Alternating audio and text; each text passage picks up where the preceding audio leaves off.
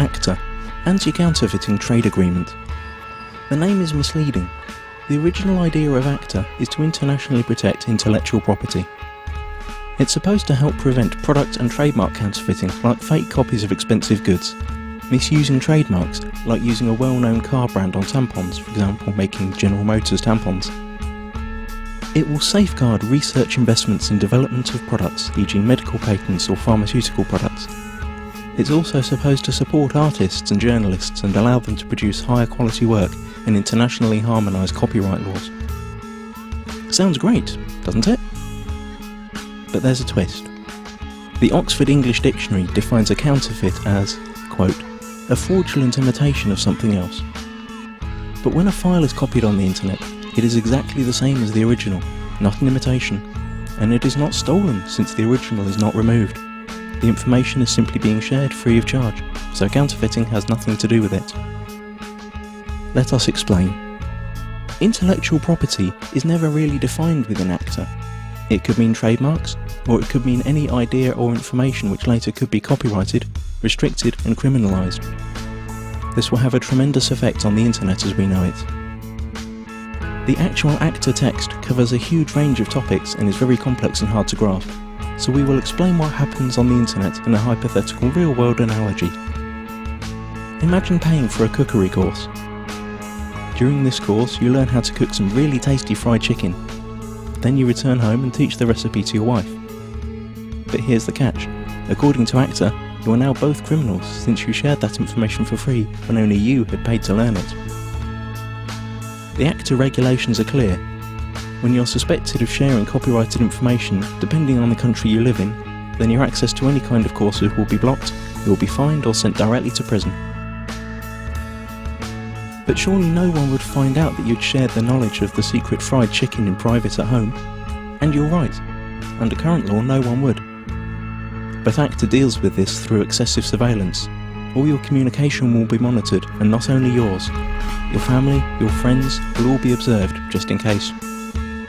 But you don't need privacy, civil rights or liberties, because you have nothing to hide, do you? Now that you know the principle, let's see how it will be applied on the internet when ACTA comes into effect. You can imagine your internet connection like a conveyor belt running in two directions. Along the conveyor belt, packets of data are coming in and going out of your computer. Under ACTA, ISPs, the company you pay for access to the internet, will be forced to open up and inspect every single data package you send or receive to look for copyrighted information. Send or receive copyrighted info several times and you could be disconnected from the internet or face criminal charges. That means if you send an MP3 to your friend through an instant messenger, upload a video of a party which played copyrighted music, or quote a copyrighted newspaper article in an email, you're gone. That's it. As if that wasn't enough, the information about the news article you sent via email will be sent to the publisher, and based on their claims you could be fined or sent to prison. ISPs will also be required to constantly check that no copyrighted material or links to copyrighted material are found anywhere on their servers. This will be fatal for sites that hold any kind of user-generated content, like music, pictures or video. How could YouTube or Twitter work under a law like that? So the internet as we know it is on the brink of destruction. But at least you'd think that the money from all these lawsuits would benefit creative people. But musicians, writers, movie makers, journalists, software developers and researchers also lose, because they are now held by the same rules.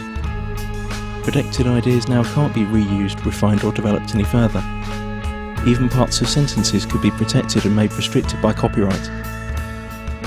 The whole agreement only benefits a small part of the industry, the so-called content mafia. Media publishing companies like the RIAA and the MPAA, who have long tried to solve the internet problem that threatens their obsolete business model. ACTA is the result of their lobbying within the governments that participate in the negotiations. Latest leaks indicate that techniques that bypass the planned content filter and blocking infrastructure will also be made illegal. And the worst thing? It's all done in secret. If you're European, it's even being done by people who haven't been elected by the public. You've already seen where this is heading on YouTube. Videos are unavailable in certain geographical areas. This obsessive copy protection is also a great tool for information suppression. Once all the internet filters and blocking techniques are in place, virtually all information tagged as copyright could be suppressed. Maybe your critical blog or Twitter account, or the video you made about rigged elections and environmental catastrophes, or even the pictures of your kittens.